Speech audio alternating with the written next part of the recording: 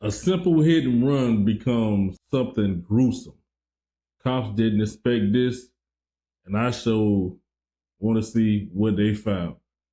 So let's see together what's going on with this find, man. On October 27th, 2022, in Roseville, Macomb County, Michigan, police responded to a hit and run after a blue Ford Ranger ran a red light and slammed into a semi-truck. The driver reportedly abandoned the vehicle and fled the scene on foot. I was just sitting here, and then I noticed that truck had a little bit of smoke coming off of it, that student driver semi. And we were kind of stuck here in traffic. The younger dude that was driving was getting down pretty good on foot going down Hayes. So when I called the dispatch, asked me for a plate number, and I recognized that the plate was way expired. Okay.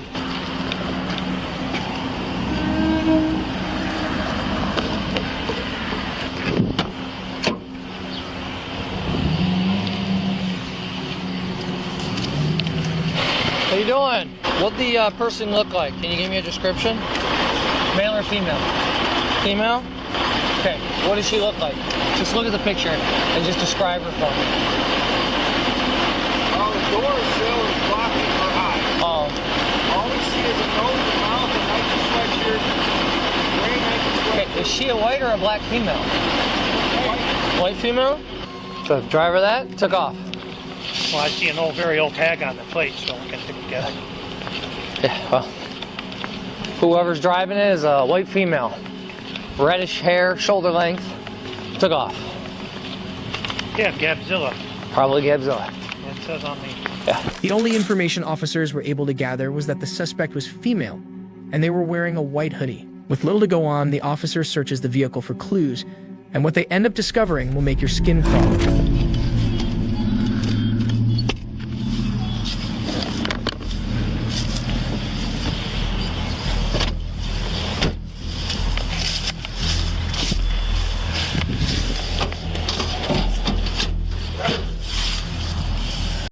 You already know what that is. Well, please just not be a dead body or something. Yes, sir. And you got your bare hands on it.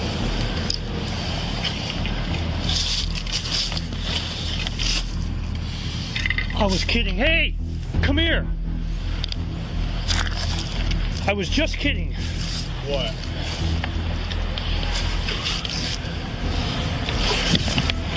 There's someone dead in back.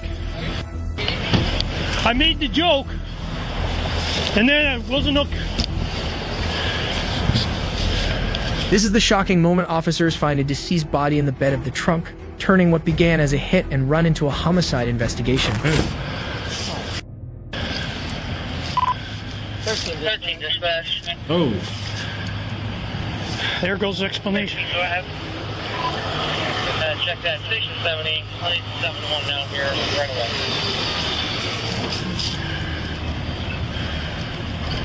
That might be the owner. Calvin and Hayes. I'm not going to touch anything else. Man, you done did a lot. You're gonna wanna you're gonna leave this for right now. Okay. There's someone dead in back. Okay.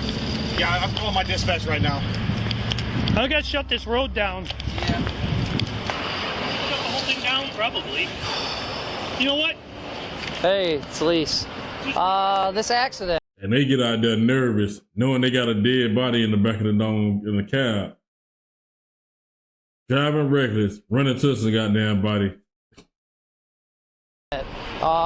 Supposedly a truck made a turn on the common road, hit the front of the car. They said it was a white female that took off. We just found a body in the bed of the truck. No, Chris was doing the impound, so he started searching the bed of the truck for me, and he found a dead body. So I don't know if you 7-1's on the way. I don't know if I need that picture. I need you to screenshot it and try to email it to me. Once officers find the deceased woman in the trunk, it becomes clearer why the hit-and-run driver fled the scene. So cops speak with the semi-truck driver and a witness as they begin building a profile of the suspect. Yellow channel. Silver. That's like this color. Yeah, Like a gray? This color, yeah, gray color. Light gray shirt. She had a dead body in the She was last seen here I got to talk to this lady up over here. She said she saw her too, but there's a video. Last scene? Yeah, see if you can get me a last scene Oh, look. he said she run up that way. She ran north. Do you have any idea which way she took off? Yeah, it sounds like north on Hayes. So she got out of the car and took off running. I don't know if it was a girl. She had a hood up. Okay. Northbound Did Hayes. you see Why if you it was a saying guy she? or a girl? It looks like a dude. Okay. Looks And he like a was- guy. Yeah. Any description, anything. Do you have anything else? Height, weight, approximate age. Do you believe it was a guy? A garbage bag of clothes out of his car.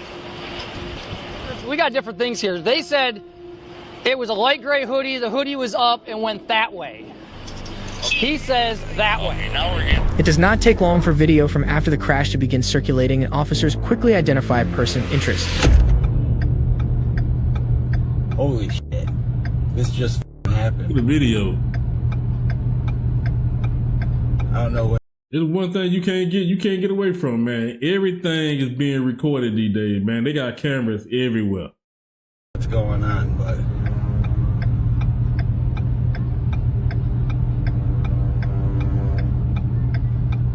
That's definitely a dude. I can tell by how he got out the car, his build. That's a man. whoa.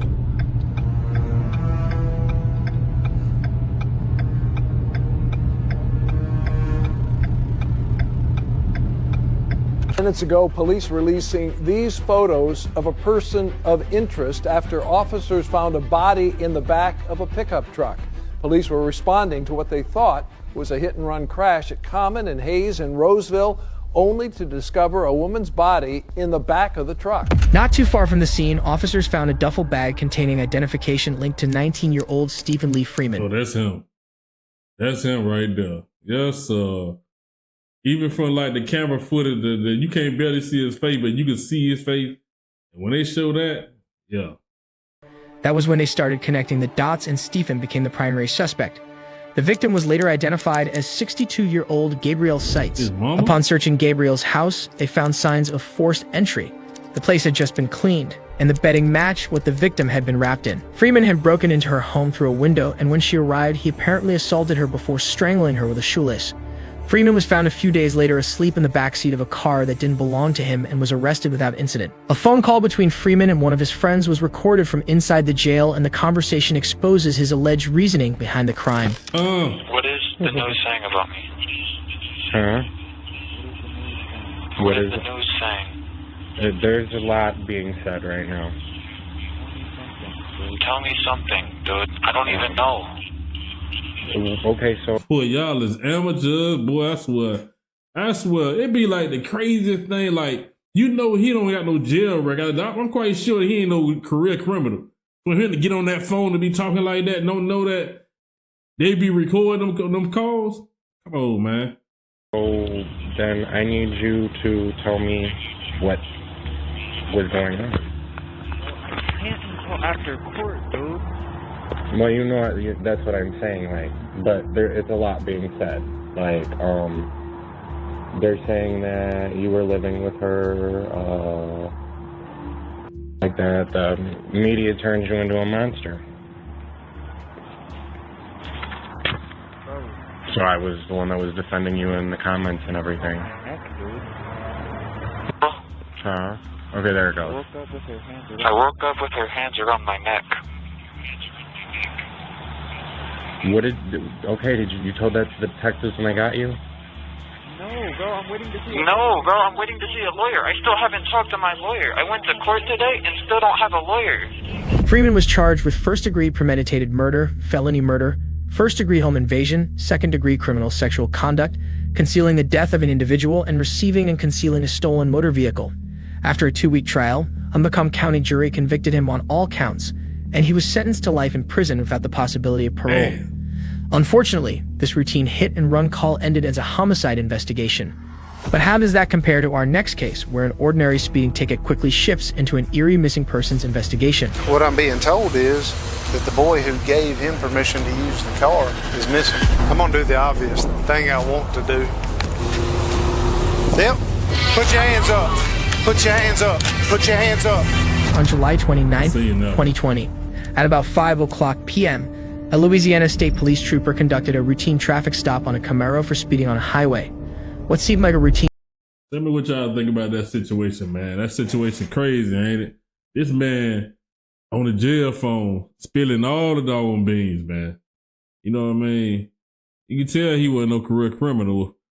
He wasn't used to being in the system like that. It's just that it's crazy how one bad decision, man, can affect your whole life, man, for the worst, man.